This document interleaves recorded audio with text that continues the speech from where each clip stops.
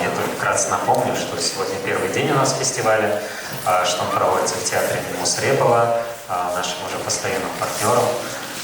Уже третий год подряд, и здесь у нас на площадке читаются пьесы шорт-листа. И у нас еще есть несколько партнеров. Это и театры, и культурные учреждения образовательные, это и информационные партнеры. Вот подписывайтесь на телеграм-канал Оля идет в театр.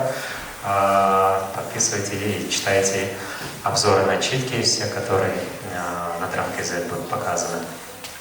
Также у нас есть партнер-бар «Светлое будущее», угол Талиби и Аблайхана. По паролю Драма.кз скидка 10% на напитки. Так что пользуйтесь. И еще хочу, если обратить внимание, что все читки и обсуждения снимаются на видео. Это снимают студенты-операторы Академии Жургенова. Мы тоже им очень благодарны. Поэтому после фестиваля все видеозаписи будут выложены на наш YouTube-канал, и можно будет пересмотреть. Ну и кто не был, тот может посмотреть первый раз эти видео. Сейчас у нас состоится вторая читка дня. Автор Дана Асылбек. Дана здесь у нас пришла. Нет? Где? Там, да? Где-то. Поднимите руку. Все. Да. Ура! Автор у нас здесь есть, наконец. После читки, как обычно, у нас обсуждение состоится. Пьеса называется «Сингуляр Нукте», режиссер Фархат Молдагали и артистка Айноджан Рамбасарова. Кажется, все. Читка длится примерно 40-50 минут, да? Примерно так. Так что приятного просмотра. Спасибо.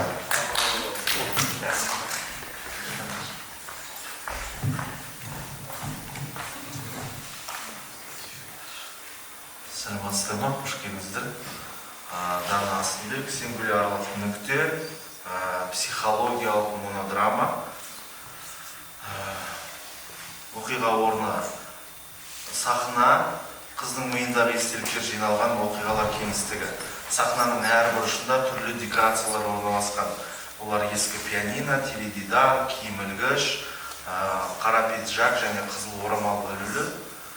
Және бір бұрышта шағын стеллаж, ол стеллажда жиналу кітаптар мен бейнекамера үстіндегі графинде түймедақтар тұр, түймедақтар ромашкілер тұр. Ортада қарама-қарсы орналасқан екі былғары кресло ортасында ұзын торшер жанып тұр. Жерде сансыз шашылған қағаздар, қағаздардың бәрінде сұрақтар, түрлі лозунгдар мен фотосуреттер бар. Қатысушы қыз 24-25 жасар. Қыздың тәнінде бірнеше жан өмір сүретін адам сияқты үнемі түрлі кейіпке еніп отырады. Пролог. Адам бала кезінен айналасынан өзіне жылулық іздеумен болады. Айналаның лебізі әр адамның қоғамдағы өз орнын табуға көмектеседі, бірақ ол жоқ. Ол өзінің өмірдегі, бәлкім қоғамдағы өз орнын, өз шындығын іздейді. Тіпті оларды қашан, қалай, қайда жоғалтқанын да білмейді. Ол шындықты білмек үшін өзін жоғалтуға себепкер ситуациялар мен миындағы естеліктер кеңістігінде жолығады. Ол біртіндеп естеліктерін аттап өте береді. Ол кішкентай кезіндегі оқиғаларға барып өзінің бөгделігін біледі. Мектептегі естеліктер де оңбай тұр, бәрінен шеттетілген. Оның қорғаны болар отбасы да бұны қаралайтындай болыпты. Жақсы көргеннің бәрі бұны жек көріпті. Бұлардың бәрін түсініп, іштей қабылдағанмен, бірақ неге олардан бөтен екенін түсінбейді. Неге, не үшін, неліктен деген сұрақтармен басы қатып өз санасында жауап таппай сенделеді. Ол адамдарға қойған қайда деген сұрағына тек ол өліп қалды деген жауап естиді. Ол өзінің өмір бойы басқалармен тең дәрежеде өмір сүруге талпынып жүріп, енді өзін ешқашан таппасын ойлайды.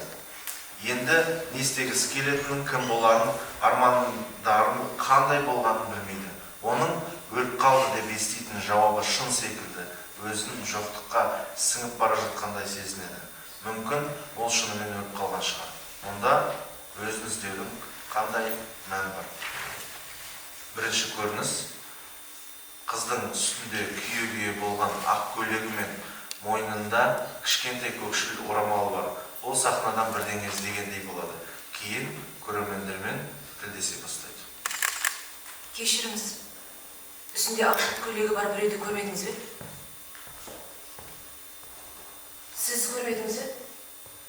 Жасы 30-ға әлі жетпеген. Сізбен жасуды болуы мүмкін. Ал сіз ше? Ашуланып кетеді. Біреу ол туралы естеліктің бәрін шутып жібергендей. Неге жауап бермейсіңдер? Әлде көрмедім деп алдап отырсыңдар ма? Жерден қиындылардан құрастырылған коллаж суретті тауып алып, көрерменге көрсетіп тұрып сөйлейді. Оның жасы шамалап айтқанда 30-ға әлі жетпеген. Өзі аса сұлу да, ұсқынсыз да емес.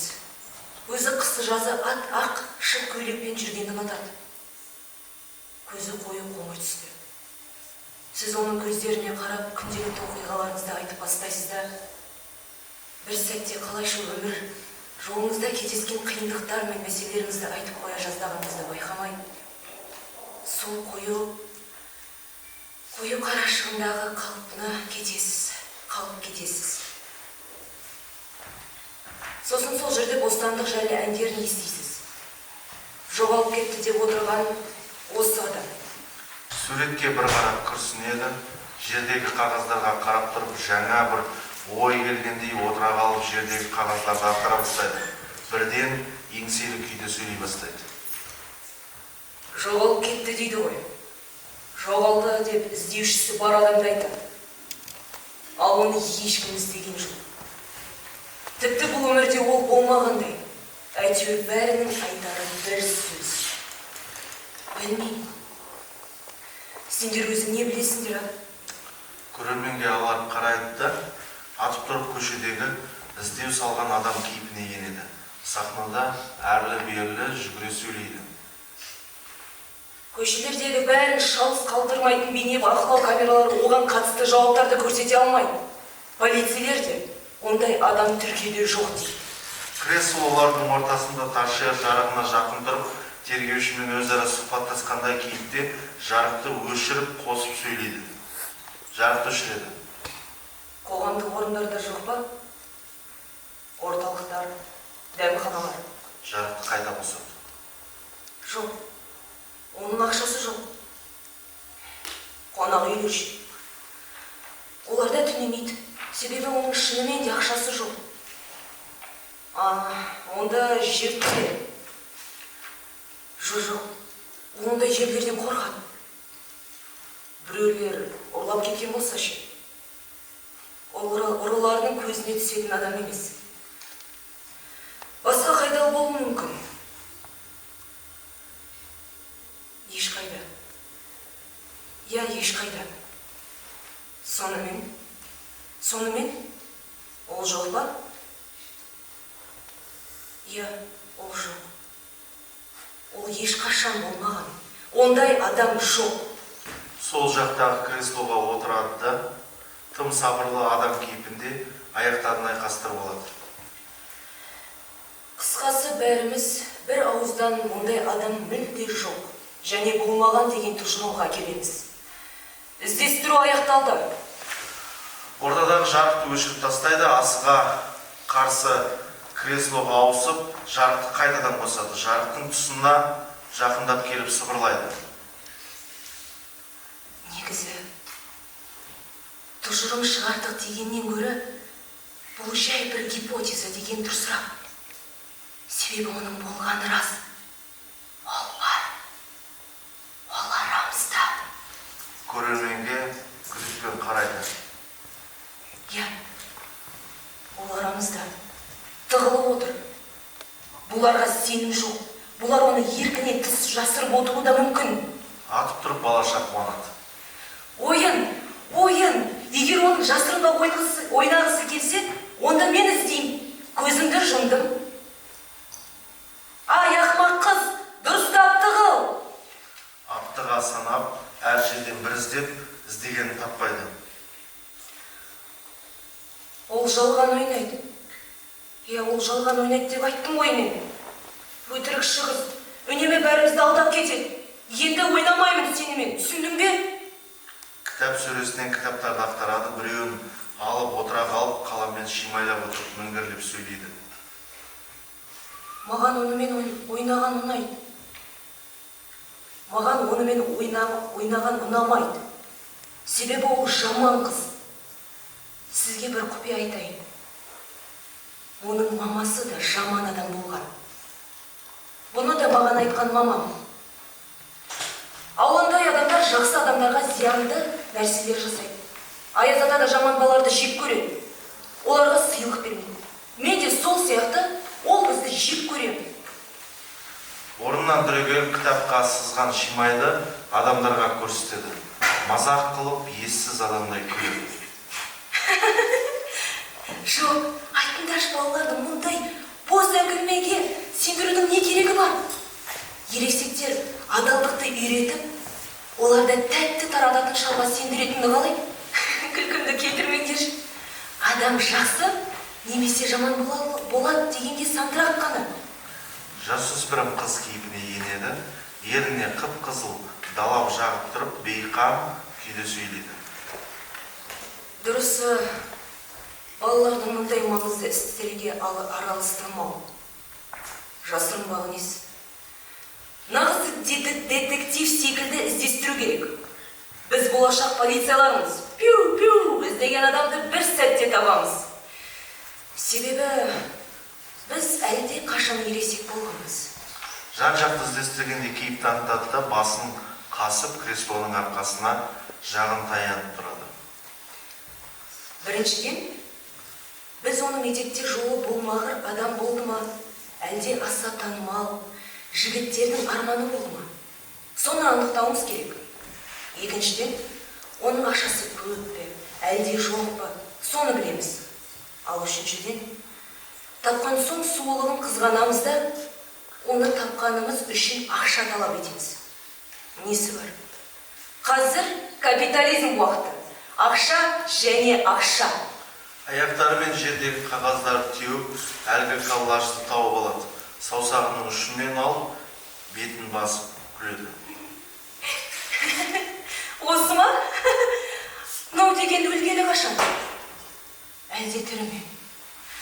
Бәрібір бұл оңбаған қыздың не істеген білсеңдер ғой, а? Ол түріне қарамай бізбен дос болғысы келеді. Маған қараңыздар да, мынаған қараңыздар. Мынандай адам менімен дос бола ала ма? Қолындағы суретті жерге жиіркене тастап жібереді. Кітап сөресіндегі бейне камераны көріп қалып, өз-өзінен қатты күледі. Креслоға шалқасынан жатып алып сөйлейді. Өте бір қызық оқиғаны айтып берейін. Біздің өмірдегі ең мінсіз атқарған ісіміз дене шынықтырудағы жуыну бөлмесінде оны камераға түсіріп алғанбыз. Жоқ. Бізден кеткен қате жоқ. Бәрі өз кесірінен болды. Біз оның жоғарғы сынып оқушысынан аяғы ауыр болғанын білдік. Ауыр болса, менің кінәм жоқ, түсінбеңдерші. Қалайша кінә жоқ? Неткен ұятсыз еді. Ол әркімге бір жабысып, майысып жүретін жүргіш қыз. Камераны ашылып түсіріп жатқандай жан-жаққа қаратады. Есіне бірдеңе түскендей қатып қалады. Сол видеоны сендерге көрсетейін. Сосын менің сөзімнің шын екенін сенесіңдер. Біздің мектептегі ең танымал видеоны тамашалаңыздар. Теледидарды қосады, экранда Глич ТВ көмескілік ғана быжырлап қосылады. Алдына кеп отырып алады. Бірнеше секунд қозғалыссыз. Еріндегі далапты сүртіп жібереді де ауыр күрсінеді. Масқара. Оны жұтқан масқаралық. Ол адамдардың күлкі етуінен қашып құтылғысы келген шығар. Солай біз оны күстаналау үшін ғана іздеп жүрген шығармыз. Масқара. Теледидар қосулы күйде қалып, сахна жарығы түнеріп қалады. Екінші көрініс. Қыз камераны алып сөресіне қайтадан қояды. Үсті басын қағып, терең демалады. Ол масқаралықтан қашты. Бәрінің есінде қалатын масқаралықтардан құтыла алмайтынын біліп, ол қайта оралмас жаққа қашқысы келген. Негізі Топтай қалып жан-жағына жалтақтайды. мынау дауыс қайдан естіледі? Қайсың әдетіп жатқан? Ілгіште ілулі тұрған қызыл орамалға қарап қалады. Қолымен бағыттайды. Мынау. Иә, мына кербез әйелді көріп тұрсыңдар ма? Бұл әйел оны таниды. Орамалды иығына жауып, тым жайбарақат қозғалады. Жан-жаққа абайлап қарайды да ілулі костюм қалтасынан темекі алып шығарады. Кекетіп, өзімшіл сөйлей бастайды.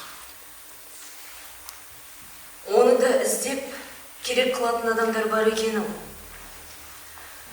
Ол қыз өліп қалған. Біз үшін енді ондай адам жоқ. Ол әкесі екеумізге бақытсыз ғана әкелген. Креслоға отырып, темекісін тұтатады. Жан-жаққа сақтықпен қарамайды.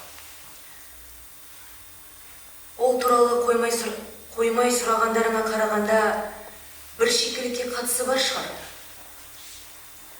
Онда дұрыстап тыңдаңдар. Ол осы үйді адам емес, бір құбыжық секілді жүреді. Ол тамақты да дұрыстап үшеге мұрша бермейді. Адамды қатты жиіркендіреді. Қасықтап алған тамағын шайнап, жұтқанда да көзін менен алмайды. Шалпылдатып отырады. Тәрелкеге түкірген кездерде болды. Айтып тұрмын ғой, ол өте жиіркенішті адам. Басын шайқап, мысқылмен күледі. Орнынан тұрып, әңгімесін әрі-бері жүріп жалғастырады. Отбасылық мерекелерде ол біздің қасымызда отырмайтын. Тіпті бірге тойламайтын да болды. Мен кеттім, мені іздемеңіздер де көрінген жерге бара беретін. Мектеп оқушысының ондай қылық көрсетуі бір жамандықты сездіреді ғой. Ақыр оның бұл қылықтарына шыдамай, әкесіне қызының өзгеріп жүргенін жасырмай еттім. Оның болашағына қатты уайымдағаны соң шығар айтқаным. Ал кейін Бетін басып, жылағандай өксиді. содан кейін біз оның арсыздыққа барғанын білдік. Біз тәрбиелеп отырған әлі мектеп оқитын қыз аяғы ауыр деген жаңалық күйеуім екеумізге ауыр соққы болды. Ол болса өтірік, дұрыс түсінбегенге ойбай деп мәңгілеп қоймай қойды. Бұнысы азық еткендей оның тырдай жалаңаш фото-видеолары тарай бастағанын көріп, одан әрі ашуланып, бұған шыдамай күйеуім оны үйден қуып шықты. Қатты ашуланып жерде жатқан коллаж суретке қарап сөйледі. Сен қыз, оңбаған тәрбиеден жұрдай, әке деп сыйламадың ау, бәрімізді қара бет қылдың. Не үшін өмірге келдің кен, а? Сорлыңдай. Менің сендей қызым жоқ. Шамды. Ашуын тыйып, басын шайқап, шашын ұстайды. Коллаждың үстіне тұрады да, аяғын таптап тазалап алады. Қайтадан әйел қалпына кіріп, күліп жүреді. Осылай біз бақытсыздықтан құтылдық. Темекісін өшіріп тастайды. Бұны дұрыс өшірмесе, зиянкес өртті тудырады. Оны да осылай дұрыстап өшіру керек болды. Әйтпесе, құтырып кетті. Жұтынып сөзін тоқтатады. Бірнеше рет тоқтаусыз жөтеледі, кейін өз-өзіне келіп, өте бақытты күйде сөйлей бастайды. Оны үйден қуып шыққалы, үйімізде тек қуаныш. Күйеуіміз қазір оның есімін мүлде естігісі де келмейді. Ол енді біз үшін айтылмайтын тақырып. Ол өлсе де, жезөкше болып кетсе де, нашаққор болып кетсе де, бізге ол енді қызық емес. Мен оған әрқашан жақсылық тіледім. Оған жақсы тәрбие беруге тырыстым. Бірақ ол өз шешесіне ұқсаған бір бетке көкбет ақылсыз болмаған. Жасы өлгеннің артынан жаман айтпақ жоқ. Бірақ оны да айта берсем, кете береді. Әрине мен оған шеше орнына шеше болып барған кезде ол тым жас қыз еді. Ересектер арасындағы кейбір нәрселерді түсінбейтін. Сонда да әкесіне сондай иттік жасауға нағыз оңбағандық қой. Сөзін аяқтаған соң темекінің тығатын жер іздейді. үстін қаққылап, иықтағы орамалды жаңа көргендей жұлқына шешіп жерге тастайды. Өгей ана кейпінен шығады. Орамалды қарайды да аяп кеткенде жерден көтеріп алады. Негізі әлемде әйелдер екіге бөлінеді. Езгіге шыдамайтындар және сол езгіні ұйымдастырушыларды жақтайтындар. Оның шешесі ешкім түсінбейтін себеппен өз-өзін өлтірген деседі. Онысын адамдар әлсіздікке санап кемсітеді екен. Орамалды жақындатып сөйлейді. Жауап беріңізші. Ол қыз шынымен сондай болмаған болмақ. Орамалды құлағына тақайды. Үндемейді. Бұл әйел негізі жақсы әндететін. Ұзын дәліздің соңында орналасқан ас бөлмеде ол кеуінен тығылып ыстық бумен араластырып темекі шегіп тұрып, өз әндерін шырқайды. Тіпті түнде қала көрінісіне қарап тұрып те әндете береді. Сол түндердегі әуен анау қыздың түсіне көріністер беріп жатады. Аздаған паузадан соң аналдай бастайды.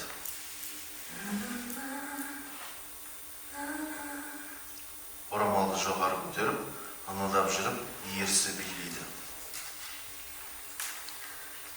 Алқымында көк орамал бір беке далада барлайды. Зарлы мұң тербегенде түнде жалғыз зарлайды. Үрейлі сыбыр естілгенде ешкім одан қаша алмайды. Әндетіп жүріп орамалды жайлап мойнына орай бастайды. Әдемі не? Бұл шеше дәл осылай ән шырқайтын еді. Әуені жағымда көркемдік ерекшелігі бар десе де болады. Көпшілікке ұнау керек. Әннің кейбір жолын қайталай береді. Ешкім одан қаша алмайды. Ешкім. Орамалға қылқынып қалады.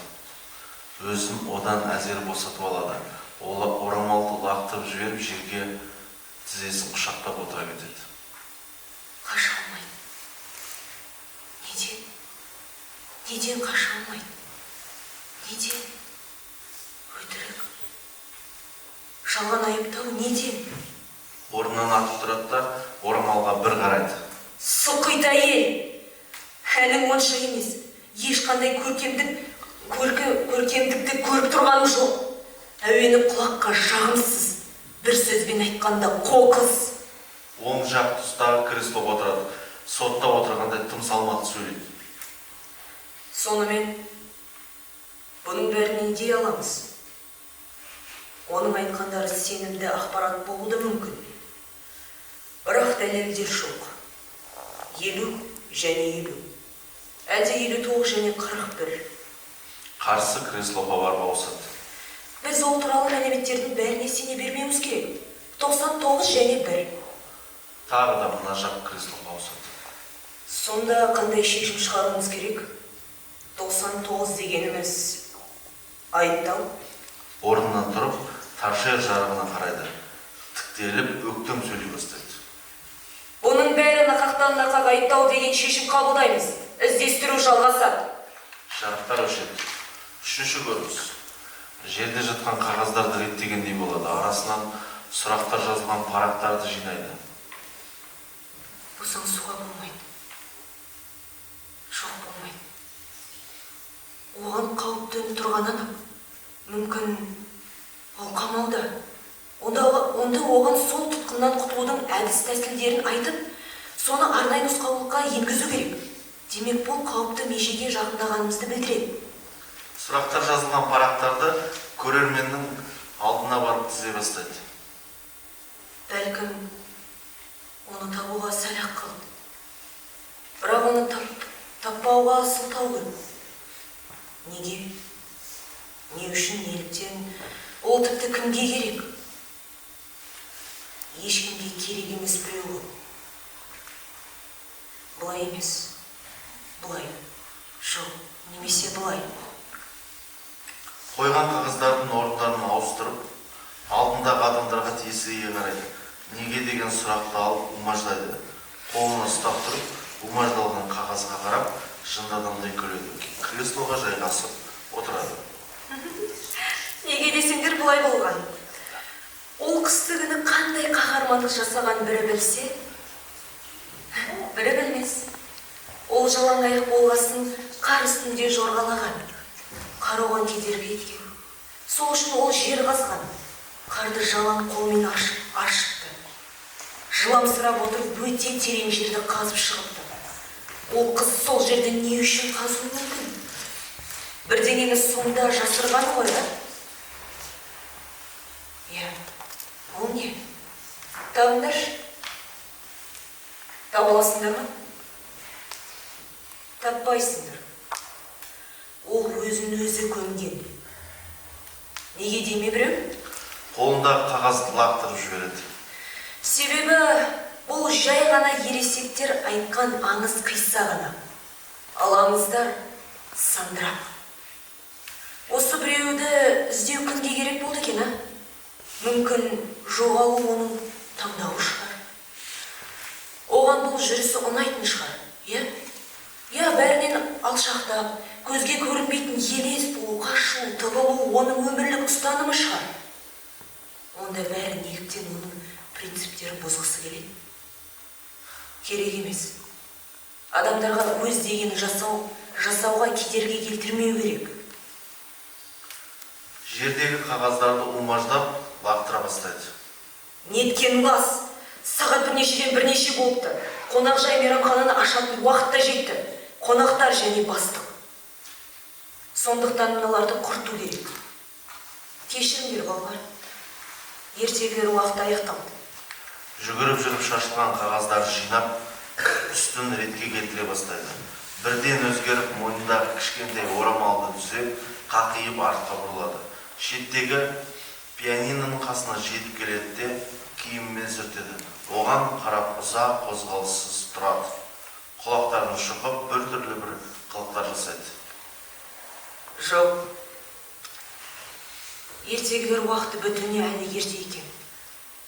Ал бұл бәріне ұнайтын жаңа бағдарлама. Пианиноға отырып бірнеше секунд қозғалыссыз қалады. Аяқ асты зор дыбыспен Арни Бертинидің ор 29 номер 7 ин си минор этюдін ойнайды. Ширақ әрі тым ашулы әуен ойнайды. Ойнаған соң сәл басы салбыратып отыра қалады. Бір сәтте орнынан атып тұрады да басын иеді. Өзі орта жастағы пан еркектей қозғалып, аяқ асты шаттана, мақтана сөйлейді. Керек емес. Мұндай шулы қошеметті тоқтатыңыздар. Оған лағнет жаудырудан артығы керексіз. Әртіске арналған гүл шоқтар мен сыйлықтар? Жоқ. Оған қылмыстық кодекстің ең ауыр жазасын дайындауды ұсынамын. Тағы бір әлмет? Жоқ. Бұл сұмдықта жетіп жатыр. Ілгіштегі пиджакты үстіне киеді, беліне қолдарын таянып, өзімшіл боп керіле сөйлейді. Мейрамханамыздың асы келген қонақтардың бәрін қуантып, шаттыққа бөлейді. Бұл жерден адамдар менің тағы да тамақ жегім келеді деп жалымсырап, аш көздікпен қоштасады. Сондықтан сіздерге жайғасуды және тойымсыздықтың дәмін көрулеріңізді ұсынамын. Креслода адам отырғандай күлімсірейді. Ондай адамның барын ұмытып кетіппін. Мейрамханада қызмет қылғандардың арасында ұятсыз әйелдердің саны көп болады. Сіздер қайсысын іздедіңіздер? Креслоға құлағын тақайды, шошып аузын басады. Не үшін? Айтыңыздаршы, не үшін сол қызды іздейсіздер? Қазір айналада не болып жатқанын анық көріп жүрміз ғой. Бұның бәрі мына жоғарыда бақыланып отыр. Бұл деген болмашы мәселелер ғана. Оны іздеудің түкке де қажеті жоқ. Маған сенсеңіздер. Бір жерде мертіліп өлсе де, көлік астына түсіп өлсе де, біреу бауыздап кетсе де, бұл құрметті қонақтарды алаңдатпайтын сауал болу керек. Қоқыс жәшігін іздеудің қажеті жоқ деп білемін. Одан да рахаттаныңыздар. Тойыңыздар және тойлаңыздар. Мәз боп келеді, тіпті күлкісін де баса алмайды. Түсініксіз бір нәрсе бар. Біздің қоғамда осындай ұятсыз әйелдердің хақын қорғай беруді қашан қояды? Ол ауқатты, беделді қатардағы бақытты отбасыда тәрбиеленгенмен, әйелдер әрқашан осындай сасық күйде қала береді. Олардың табиғаты сондай. Осындай өтірікші, абыройсыз оңбаған әйелдерді адам санау доғару қажет. Адам мен әйел екі бөлек нәрсе. Пиджак қалтасынан қорап темекіні шығарып, таңданып қайтадан салып тастайды. Олардың осындай пасық қасиеттері менің ашуыма тиетіні болмаса, дегенмен әйелдерді мен бір ғана нәрсе үшін жақсы көремін. Ләззат үшін. Бұл Құдайдың қасіретпен қатар берген тегін сыйы. Жан-жағын алаңдап қарайды да креслоға сыбырлайды. Жаңағы адамдар жауап іздеп жүрген қоқыс жәшігі де өте көнбіс қыз еді. Содан шығар оның мен үшін аздап болсын сүйкімді болды. Әйтпесе, мен айттым ғой, олардан қатты жиіркенемін. Ауадан темекі жасап алғанда өзі шеге бастайды. Креслоға сүйеніп қойып әңгімелейді. Негізі қонақ күтудегі басты ереже оларды өз талабына сай қанағаттандыру. Өзінің дұрыс деп танитын ойлардан ажырап, олардың талабын орындау. Себебі мұндай ереже осындай. Ол өзгеріссіз дәл осы күйде қалады. Ал басқаның бәрі маған ұнамайды. Мен осыны қалаймын. Сондықтан өзге ойларды әйелдердің миына құймау керек. Темекісін торшердің ішіне тастағандай болады да, оның жарығын өшіріп тастайды. Қолдарын үстіне сүртеді. Ойламаған жерден кеңістікте қызыл жарық жанып, көзі ауырып, уқалай бастайды. Мойнындағы орамалды шешіп алып, сонымен көзін байлайды да, адасып жүрген адамдай әрі-бері кезеді. Адамдар ештеңе көрмей өмір сүрсем қиын болатын шығар деп ойлайды. Бірақ олардың онымен қоймай, аңқаулықпен соқыр болып жүретіндері қызық. Көзсіздік деген күн мен жерді көрмеу емес. Ол ілгішке соғысады, пиджакты шешіп ілгішке іледі. Кейде адамдар күтпеген жағдайлар жиі орын алып жатады. Пиджактың жеңіне бір қолын салып жібереді.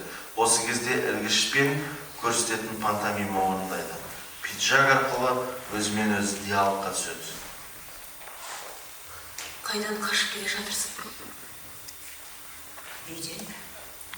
Адам өз үйінен қаша алмайды. Себебі ол бізге пана болады. Уайымдаудың қажеті жоқ. Себебі сенің енді қорғаның бар. Енді жылылықты, мейірімде болады. Қыз бір қолымен көзіндегі орамалды ашпақ болады, пиджактағы екінші қолы оны тоқтатып тастайды. Жоқ, ашпа. Әйтпесе сенің дәл қазіргі бақытты сәтің аяғына жетеді. Әлгі өлең есіңде ме? Көзсіз махаббат қана миыңдағы барлық мәселелерді жасыра алады деген болу керек. Мені білесің ғой, ақын емеспін. Бірақ мен бұны өз тілімен жеткіземін. Сондықтан көзіңді ашпа. Қыз өзін өзі құшақтап қуанышты сезінеді. Әлгі оқиға ше, ол есіңде бар ма? Сен үсті басы жыртық күрткемен алғаш осы мейрамханаға кіріп келген кезің. Сен өзгелер секілді тамақ ішуде емес, аспаздардың жанына жақындадың. Сол кезде біз сенің соншалықты мүсәпір адам екеніңе көз жеткізгенбіз. Тоқта. Біз сенің бейшара адам екеніңе бірден сендік. Себебі сен мұндай ауқымды мейрамханада тамақ ішуге ақшасы жоқ, қаңғыбас біреусің. Сен еркектер үшін қол жетімді сұраусыз адамсың. Сен өзіңді біреу жақсы көреді деп ойлаған болсаң, онда өзіңді бағалымын деп санағансың ғой, Жоқ. Сен ешкімге керексіз біреусің. Сен қоқыссың. Үсті басынан оңбағандық пен арсыздық саситын мейрамханада шам сүртуші біреу махаббаттан дәмелі ме? Армандапсың. Өзін пиджактың жеңінен шығарып алып, жерге ілгішпен бірге құлап түседі. Күшеніп ілгіштің үстіне алып тастайды. Жерде екі иығымен демалып ұзақ жатады. Кейін тарқылдап күледі. орнынан сүйретіліп тұрып, көзін шешеді. Ілгішке қарап, күлкісін тыймайды. Анау қыз, естеріңде ме? Ана қыз бастықты жақсы көрді. Арманы күшті екен, я? Күлкісінен тұншығып, біраз жөтеліп қалады, қолындағы кішкентай орамалмен креслоларды сүрте бастайды. Бастықты жақсы көретін қыздар көп. Сізден іздеген қыз да солардың бірі болады. Ол бастықтың әуенін, сөздерін, қимылдарын қатты жақсы көрді. Көзсіз, бұлай жақсы көрді. Біз оларды есіктен сығалап, қызықтайтын едік. Шиқылдап аузын жауып күледі де артына жалт бұрылады. Біреу шапалақпен бетінен ұрғандай креслоға құлап түседі. Бетін басып, бұрылды да шашын жинағандай болып ширақ сипалайды. Қолындағы көкшіл орамалды қайтадан мойнына тағады. Түзеліп, қайта паңданады. Еркек жаны оянғандай шіренеді. Әйелдер менің санамда еге құйрық секілді елестейді. Шиқылдап өсек айтқандарым миымды аштады. Сендер біреуді іздедік деп едіңдер. Жыр. Миымды ашпаңдар. Мен сендердің кімді іздегендеріңді білмеймін. Бірақ мен білсем, ондай адам жоқ. Өліп қалған шығар. Қысқасы, уақытты босқа құртып қайтеміз. Сендер жұмыстарына кірсіңдер, ал біз баяғыша бұның бәрінен рахаттанамыз. Пианиноның үстін саусақпен сырғанатып өтті. Ей, құлдар, мынаның үсті шаң басыпты. Сүртіңдер, сосын әлгі арсыз қызды тапсаңдар, мына қонақтарға жеткізіңдер. Оны ар-ұят іздеп жүр деп айта барыңдар. Қызыл жарық өшеді, сахна қараңғыланады. Төртінші көрініске келіп жетеді. Торшер жарығын қосады, оң жақ креслода аяқтарын айқастырып отырған қыз жайбарақат сөйлей бастайды. Бүгін біз адам және көшпенділік туралы айтамыз. Қаламы барлар маңдайларына жазып отырыңдар. Біз қазір әлемде толыққанды тоқтаусыз жүріп жатқан цивилизация, әр адамға тиесілі тұрғын үйлер, жеке автокөлік, уақытылы жалақысы түсіп тұратын офистағы тұрақты жұмыспен қамтамасыз етті дегенімізбен, жабайы көшпенділік адамдар арасында әрқашан қалатыны сөзсіз. Жабайы көшпенділік деген сөзді бадырайтып жазыңдар. Себебі адам пайда болғаннан бері оған тиесілі тек өзінің тәні ғана. Сол үшін шығар адамдардың өмірде әрқашан тұрақсыз болу қалыпты болып кеткен. Бірақ көшпелілік тұрақтылық пен гармонияны қалайды. Ол әр жерде бір ұйықтап, әр жерде бір қонақтап жүргенімен, ол тұрақтылықты іздеп жүреді. Бәлкім оның көздегені осы шығар. Түптеп келгенде адам жаны да тұрақсыз. Ол бірдеңені іздейді де жүреді. Сол үшін мойнындағы орамалды тартқылап бір-екі рет жұтынады. Шын туайтында ол жалмаңдап тұрады. Жаңда айтам, ол тыныштықты қаласа да бар күшімен ішіндегі жойқын жарылыс ұйымдастырады. Мәнісі десе, ол өзін қанағаттандыра алмайды. Сондықтан іздеу жұмыстарына кіріседі. Орнынан тұрып, айналадан бірдеңені іздейді, қыздың коллаж суретін тауып алады қайтадан. Міне, біздің жаңа клиент. Суретті сол жақтағы креслоға қойып, өз орнына қайтадан отырады. Маған кеңнен төселіп ақтарыла берсеңіз болады. Мен бос бөлмеймін. Ал есіктер жабық. Айнала тыныш. Мына көздерден сескенбеңіз. Олар сіздің сырыңызды бақылайтын болады. Осынша көп көз сізді шошытады, білем. Бірақ олар сізге ешбір айып тақпайды. Айналаға күлімдеп қарайды да саусағын ерніне тақайды. Сонымен сіздің көздегеніңіз не? Тоқтаңыз. Сонда сіз жай ғана кәдімгі адам болғыңыз келе ме? Ол оңай шаруа екенін есепке алсақ, неге көздегеніңізге әлі жетпегенсіз? соншалықты кәдімгі емес адамсыз ба? Адамдар түрлі тұрыпта бола алады, бірақ кәдімгі адам болу үшін көп күштің қажеті жоқ қой. Бар болғаны адамдардың істегенін қайталайсыз. Мысалы балалар біреуді мазақтап жатса, қосылып мазақтаңыз. Болмаса адамдар біреуді қосылып өсек десе, қосылып өсек айтып кетіңіз.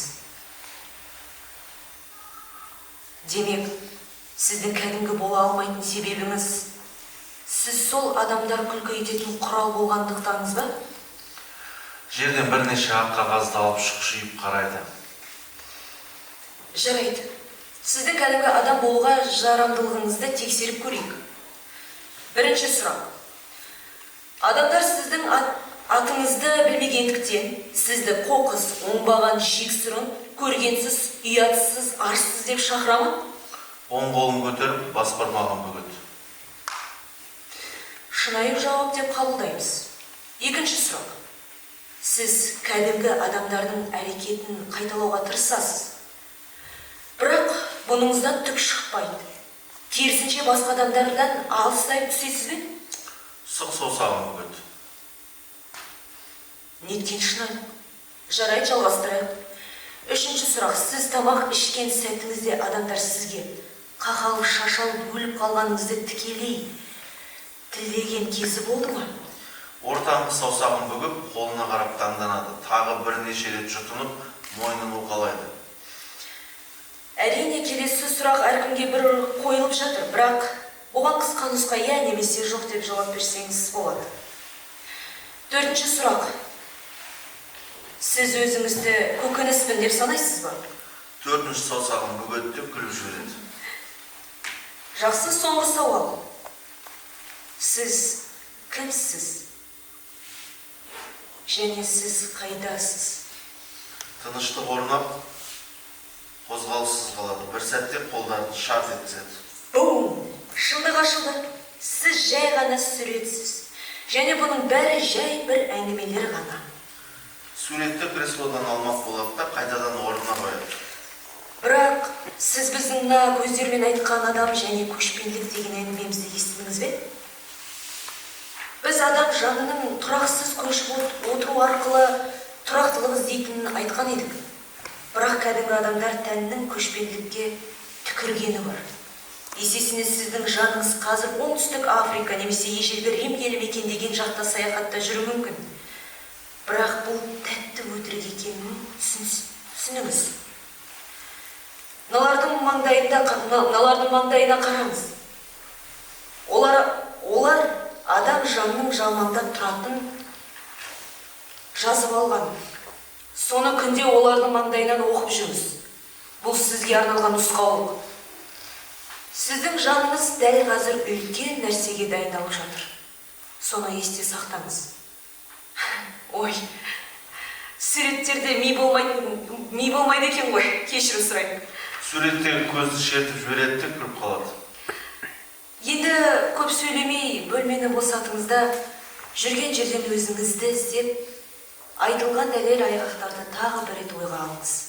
Суретті алып бір жерге қоя салады. Қолдарын қағып, өз ісіне қуанғандай болады. Қарсы креслоға отырады. Бұл жолы аяқтарын айқастырмастан емір еркін шалқаяды. Қазір бәрінің ойында бір ғана сауал бар сияқты. Көптен күткен бостандық әні қашан орындалатынын күтіп отырған шығарсыздар. Бәріңіз сол кешті көруге келгендеріңіз анық. Бірінші бостандық бағасын анықтап, сатылымға шақырайық. Бірақ оның құны қымбатшылық заман болған соң өте қымбат. Сол үшін біз... Осы кезде іші ауырып, бүктетіліп түседі. Бар даусымен айқайлайды. Бостандық дегеніміз адам санасында бұдан да зор сілкіністер жасайды. Бұл өткен ауырлықтан босаңсыта алар ма екен, а? Қинала әрі-бері дүрбек шиді. Содан соң бойыңды жандандырады. Алай-дүлей өрт орнайды. Ысып тұншыға бастайсыз. Жорғалап бірдеңені іздейді. Ентігі баянышты халге түседі. Мойнындағы орамалды тартқылап, тұншыға бастайды. бәрі басталады. Креслоның астына қызыл орамалды суырып алады. Немесе бәрі аяқталады. Етбетімен орамалды ұстаған күйі жата қалады, қатты күшеніп ысырсиды, ыңырсиды, орамалды қысып алып, басын әзер көтереді. Содан соң орамалды беліне әкеліп, өзіне орай бастайды. Құлаққа жағымсыз тыныштықпен бойың сезе алмайтын жеңілдік. Беліне орамал байлаған күйімен сүйретіп тұрып, креслоға шалқаяды. Оған да керек осы еді. Бөгде тәнге өлі бостандық сыйлау. Жаңа жұлған гүл иісі шыға. Бұл жаңа ғана өткен көшпелінің балғын есіне ұқсайды. Жүзіне аппақ жарық түседі. Көзі шағылысып, тарс ұшмады. Мойнындағы орамалды жұлқына шешіп, көзін қайтадан байлап алады. Жан-жаққа адасқан адамдай жүре бастайды.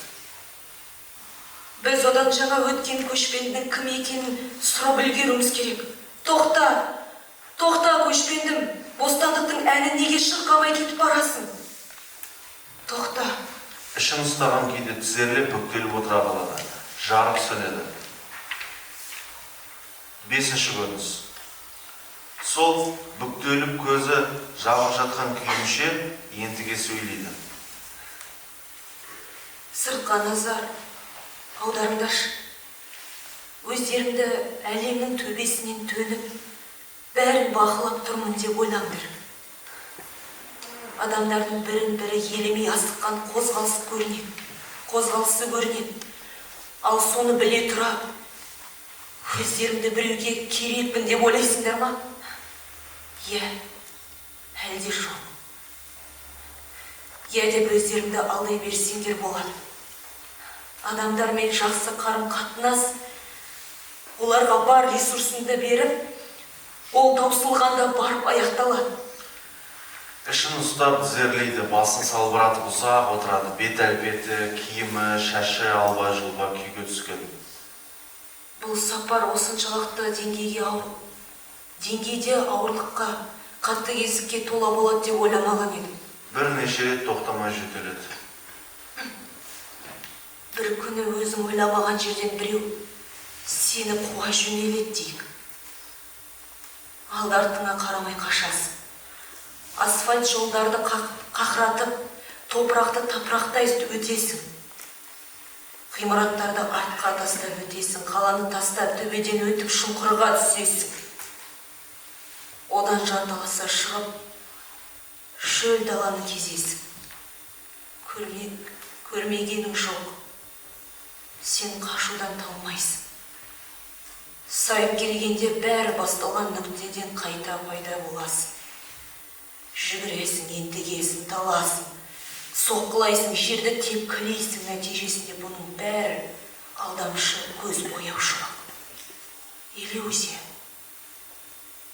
Қолындағы көгершінді жансыз шүберекке айналдырғандай, байыппен көз салып қарасаң, сен ешқайда емес.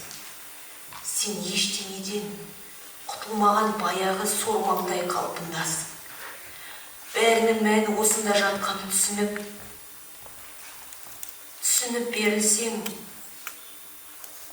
осылай сен ақ жалауды көтересің. Көзіндегі орамалды шешіп тастайды. Сені қуған бір ғана нәрсе екенін білесің. Ол ақиқат. Ал сен тұрған жерің шексіздік екен. Естігенде тұрпайы сезіледі. Маған да бұл әуел бастауын шанамаған. Сол үшін шығар осында жүргенім. Сахнаны аралай бастайды. Жинағансы бәр нәрсені орнына қоя бастайды. Бір бұрыштан айна табады.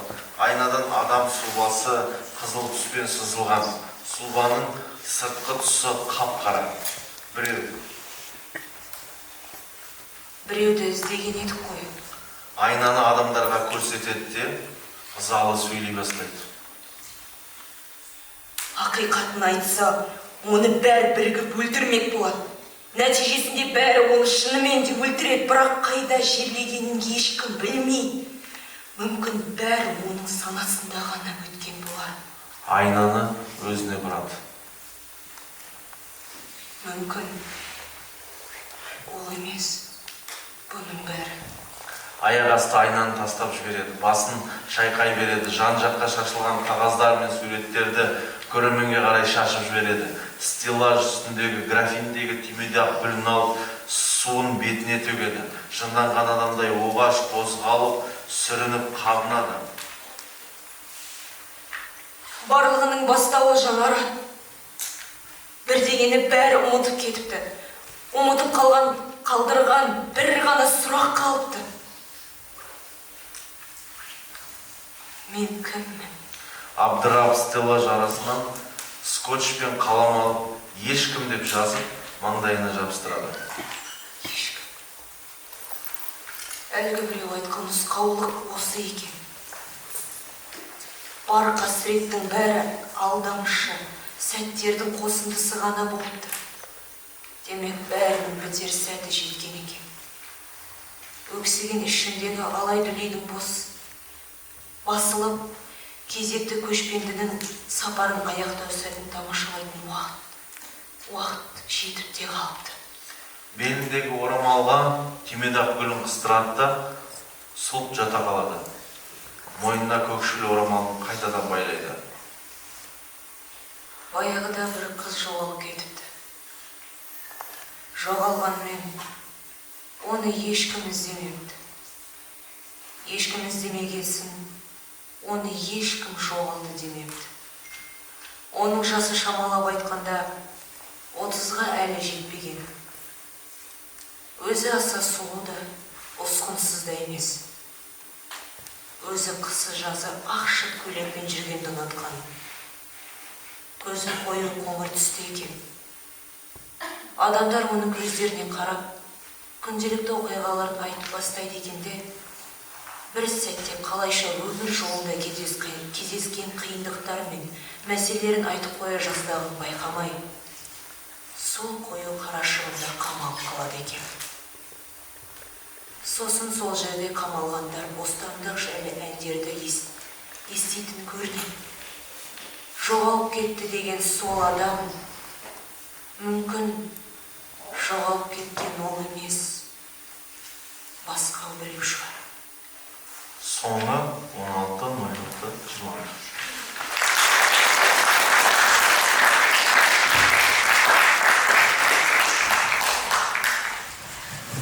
Рахмет, режиссер Фархат Малбагалиев, артистка Айнур Жанбарова и автор Дана Солбек. Дана, прошу вас выйти, сесть. Мы сейчас будем обсуждать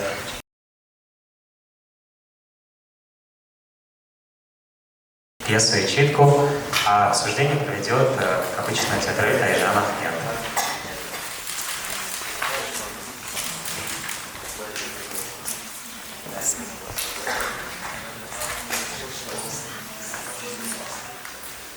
Қайырлы күн, тағы да барлықтарыңызға.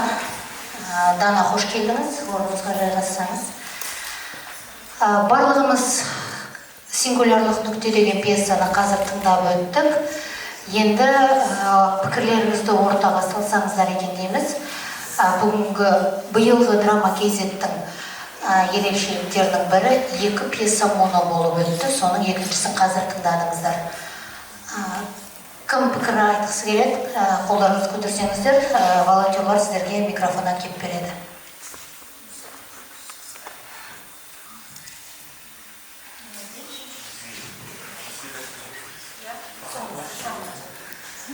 Қайырлы күн, құрметті көрермендер. Біз сингулярлық нүкте деген қазір пьесаның оқылымын тыңдап өттік. Біріншіден біздің режиссерға және актрисаға үлкен рахмет. Осында пьесаның қызық, өте тартысты эмоциямен бізге қызық етіп жеткізіп берген. Жалпы сингулярлық нүкте дегеніміз не? Сол сұраққа жауап беріп кетсек, мен өзім бұл пьесаны оқып көргеннен кейін интернеттен біраз қарадым. Сингулярлық нүкте дегеніміз бұл космоста кездесетін ұғым екен. Одан кейінгі жаңағы біздің психологиямызда да кездеседі. Жалпы қазір автор да өзі айта кетер, неге тақырып сингулярлық нүкте болып қойылған. Ал енді мазмұнына келетін болсақ, жалпы бір қыздың тағдырын көрсеткен. Бұндай бір психологиялық және мына жасөспірім кездегі мектепте болатын ата-анамен жаңағыдай тартыс айтып жатады ғой қазір психологияда мына детские травмы деп ата-анаға биді жаңағы мектепте оларға буллинг жасайды, яғни осындай қоғамдағы проблемалар көрінген. Жалпы барлығымыз да мектепте оқыдық. Бұндай кейбір қыздардың басынан бұндай тағдырда өтіп жатты, оны өзімізде класстарымыз арасында мүмкін кездестіріп жатқан шығармыз. Яғни бұндай көрініс қыздардың тағдыры қазір бізде шынымен актуалды, яғни кездесіп жатады. Ал тек бұл жердегі айта кететін жайт, енді пьесаның құрылысын айта келіп, не туралы екенін бұл өзі жеке әңгіме, ал ары қарай театрға сахналану ол енді біраз нақтылық жетіспейтін секілді. Әлі де жаңағыдай бұл жердегі қыздың ішіндегі жаңағы тартыстағы, кейіпкердің ішіндегі не нәрсеге жаңағыдай көңіл толмаушылық, одан кейінгі мына жалпы сол жерде нақтылық жетіспейді. Соңындағы, енді автордың өзі де осында отыр екен, тем более жас автор, сондықтан қатты сынағым да келмейді. Сол үшін де сізге сәттілік тілеймін. Жалпы сингулярлық нүкте біраз әлі тағы да оқылып, әлі де ой талқысынан өту керек, себебі бірден тіпті айтуда қиын екен негізі. Жақсы, рахмет. Келесі кім? Айта алыңыз. Мен неде бұл эпизодта бір неде мен автордың сөз шеберлігіне таңғалып отырмын. Шынымен мен өзім шокке болып қалдым. Мен ана жерде айтылып отқан кезінде мен ішіне кіріп кеттім. Реально айтқанда. Мен реально бір сол эпизодтардың барлығын көз алдымда көрдім қазір ғана. Автордың жазған шеберлігіне, актрисамыздың айтып берген шеберлігіне Айше таң қалдым. Рас бұл жай ғана читканың өзінде бұндай болса, егер театрға или киноға қойылса, қандай болады ол? Қатты бір өзіне тартатығындай бір кемшілік, мен бұл неде кемшілік көрмедім. Рас мен қатты өзім таң қалдым. Актрисаға соны жеткізіп берген авторға рахмет айтқым келіп отыр.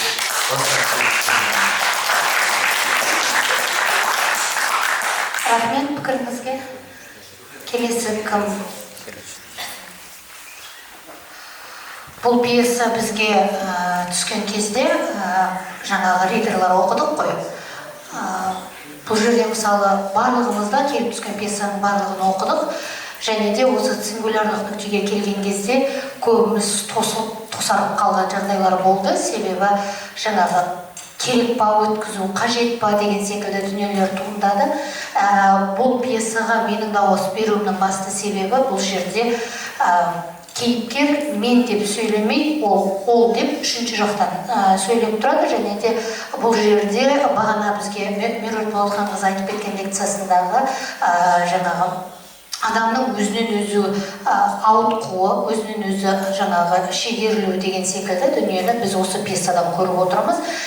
Және де бұл пьесаның тақырыбы айтты ғой, бұл қай кеңістікте өтіп жатқаны белгісіз, қайда, қай жерде екені, және де кімнің басынан өтіп жатқаны белгісіз, және де бізге ол оқиғаны кім айтып беріп отырғаны белгісіз.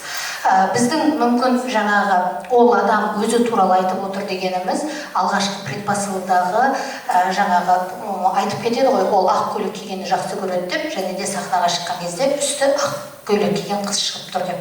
Бірақ екеуінің арасындағы айырмашылық іздеп жүрген қыз үстіне киген ақ көйлектің кір болғанын қаламайтын деп айтады. Ал оның үстіндегі көйлектерде кірдің дақтары бар деп айтады.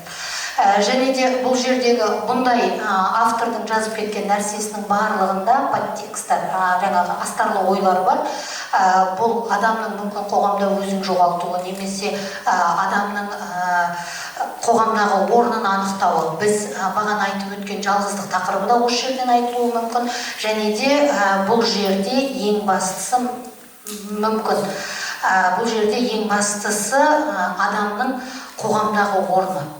бізге автордың айтқысы келіп отырғаны, біз қазір барлығымыз осы жерде бірге отырмыз, бірақ осы отырған кезде біздің осы жердегі орнымыз қандай, біздің осы жерде атқарып отырған функциямыз қандай деген мүмкін сұрақтың төңірегінде ойланып көретін дүние шығар. Сингулярлық нүкте дегеніміз ол бір нүктеде адамның өзгеруі мүмкін ауытқу деген секілді психологиялық тұрғыда айтып өтуге де болады осы пьесаның атауына. Кімнің қандай пікірі бар, айтып өтсеңіздер, ортаға салсаңыздар. Алғаш сұрақ қоя аламыз. Авторға сұрақ қоймақшы. Сіз бұл не жазуға шабытты қайдан алдыңыз? Шабыт қайдан келді бұған?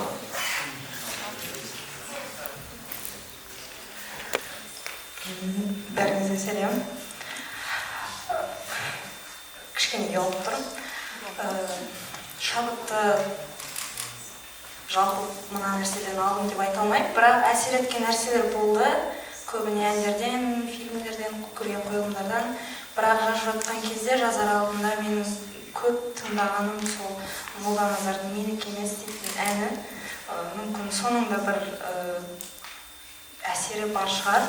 Бірақ нақты бір нәрсе әсер етіп, содан туды деп айта алмаймын.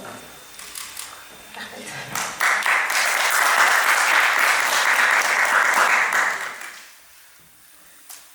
Онда көрермендер арасында пікір айтатын ешкім болмаса, сөзді режиссерға берейік. Фархат пікір бола ма деп сұрады ғой, сондықтан Фархаттың пікірін тыңдайық.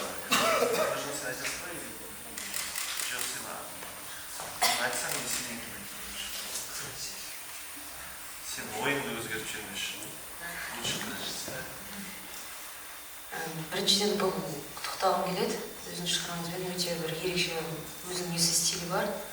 Оқыған кезде довольно как американский стиль я читала и видела в основу.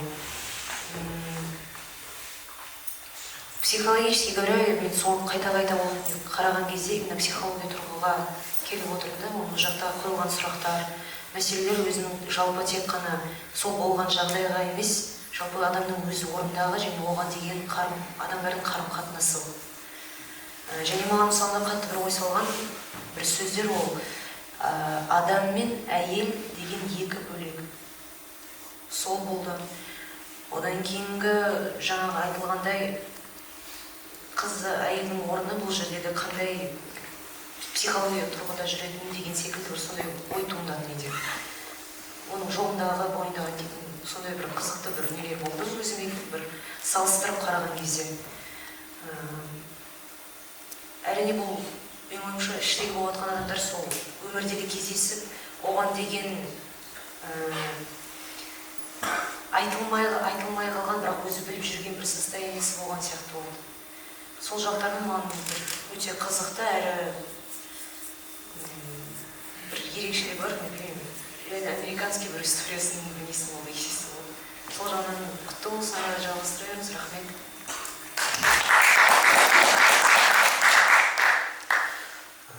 Рахмет. Мен енді постоянно осы драма KZ-те, жалпы Любимовкада жаңағы оқыған кезде всегда маған жақсы бір пьесаларға орындап қалғанда, и соған өте қуаныштымын, былайша айтқанда. Біріншіден мен енді всегда алдыңғы драма KZ-те де всегда біз драматургтармен сөйлескенде мен айтамын, всегда мысалға маған, как режиссер ретінде, ремаркалар өте қатты мешать етеді. Ремаркалар өте, вот мына пьесада ремаркалар өте көп, и сондықтан ол нәрсе кәдімгідей сенің бір миыңды территория қойып тастайды да, и сен оны бұл читка болғандықтан сен жаңағыдей бұл жерде қоя алмайсың, ештеңе жаңағыдей қатты спектакльден, ойыннан, формадан бір үзінділер бере алмайсың, сондықтан бұл тек автордың ойын жеткізу болғандықтан мен барлығын оқып шықтым. Бірақ негізінде жалпы мысалға ремаркалар мен ойымша бір осы режиссер мен автордың ортасында бір барьер қойып, соны жаңағыдей режиссердің несін шектеп қоятын сияқты, и актрисаның да, актерлардың да. Жалпы пьесаның мен айтатын болсам, мысалға жаңағы кейбір жерлерде де жаңағы қайталанулар болды, бірақ ол мен қазір екі жақты қараймын да пьесаны. егер бұл мысалға егер мен қоятын болсам былай болатын еді немесе былай болатын еді деген сияқты қарағым келіп тұр да. Өйткені екі жағынан да біз ұтылмаймыз. Автордың ойынан да и режиссердің ойынан да деп ойлаймын. Сондықтан мысалға менде бір кәдімгідей ойға жетелеген нәрселер мысалға көп жерде мысалға көрерменді қатыстыру керек немесе сол бір көрермен деген бір мен всегда пьесаны оқып отырған кезде көрерменнің ішінде бір персонаж отырған сияқты ощущение қалдық та. Анау актрисаға не бөліп отыратын сияқты егер бір какой-то осындағы айтылатын нелерге сұрақтар, я, жоқ деген сияқты, неге деген сияқты бірандай нені осы сондай бір спектакль сияқты елестеді. Өйткені көрерменмен бір мына жақта бір кейіпкер отырған сияқты да, ана сахнада тағы да бір кейіпкер отырған сияқты, сондай бір мені елестетті. Сосын бір пожелание енді авторға, текст он такой кішкене все-таки кейбір жерлерінде мен ойладым, наверное, на текст бірінші оригиналда орысша жазылған ба деген ойға келді да, и орысшадан, наверное, қазақшаға біреу аударған деген ой келді. Жоқ да, онда кішкене мен ойлаймын, осы тексттер более такой біз енді современный жаңағы өзіміздің күнделікті өмірде қолданылатын сөздер айтылса егер, да, мен ойымша, егер айтылса күнделікті сөздер, онда мен ойымша бұл пьеса одан әрі жанданатын сияқты деп ойлаймын. Сосын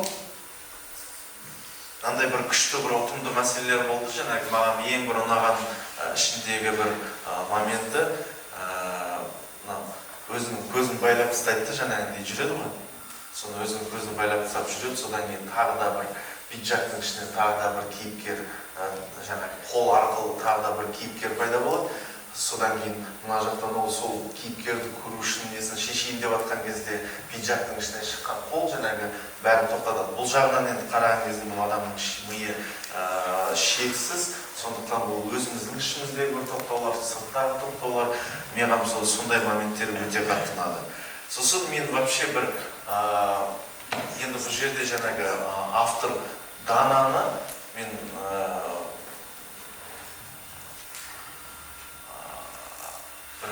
әуезовпен байланыстырғым келіп тұр да. Маған мына кейіпкер қыз бар ғой, мына кейіпкер кім деген сұрақ болды ғой жаңа. Мына кейіпкер қыздың состояниясы, айтылып жатқан соңғы жағындағы сөздерін бәрін оқи келе, маған мынандай бір ощущение келді, как будто бы қорғансыздың күні бар ғой, вот соның жалғасы сияқты да. Қорғансыздың күнін барлығы бітеді ғой. Сосын Ғазиза жаңағы непонятно мысалға біреу өлді дейді, біреу өлтірмейді мысалға, жаңағы өліп қалады, жаңағы деген сияқты қатып қалады. Но какой-то мере жаңағы сингулярлық нүкте деген айтып тұрмыз ғой, жаңағы сингулярлық нүкте, қарындасым айтты соны жаңағы көптен бір не сияқты. Маған мынаның барлығы қойып жатқан сұрақтар, адамдар туралы айтылып жатқан ойлардың барлығы жаңағы білмеймін, бәрі мүмкін ғой, но бірақ маған бір сондай шынымен де бір Ғазизаның бір несі сияқты көрінді. Егер автордың бірде-бір сөзін қысқартпай, автордың жаңағы бүкіл ремаркаларын барлығына тиіспей бұл спектакльді шығарса, наверное, енді режиссерлар барлығымыз қозғалып шығарса, егер мен мынандай атмосферадағы спектакль ретінде елестетті, актерсыз бір бос кеңістікке, пространствоға зрительдерді кіргізіп, отырғызбай, бірақ бір сол дауыс қай жақтан шығып жатқан белгісіз, сондай бір күшті ойларға жетелеп жатқан пьеса болды деп ойлаймын. Сондықтан мен өте қуаныштымын. Біз каждый драма KZ сайты жаңа авторлар ашылып, мен ойымша. Мына пьесаны айналысуға тұрарлық пьеса, дауласуға тұрарлық пьеса, жаңағы неше түрлі ойға жетелеп жатқан пьеса деп ойлаймын. Сондықтан қазір монопьесалар көбейіп кетті деп жаңа біз Меруерт апаймен айтып жатырмыз да, неге авторлардың барлығы жаңағы монопьесалар жазып жатыр деген сияқты.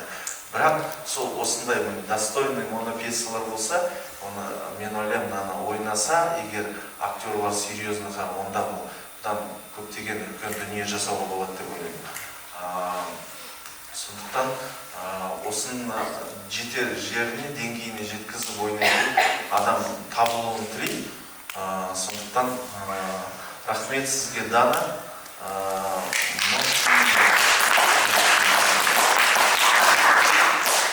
Рахмет, енді бір ауыз сөзді автордың өзіне берейік. Сұрақтарға жауап берер ма? Пікірін айтар.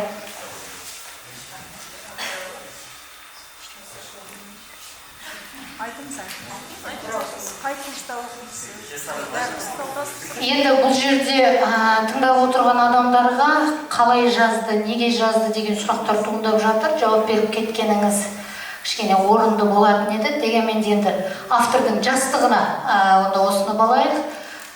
Рахмет барлықтарыңызға. Келесі шыққан. Тоқтаңыз, бір ауыз. Да, подождите одну минутку. Да, у нас вот вручение, как обычно, наборов нашей современной продукции Драма КЗ. И хотим поблагодарить вот Фархада и театр Мустрепова за то, что вот уже несколько лет принимают нас на своей площадке. Фархад.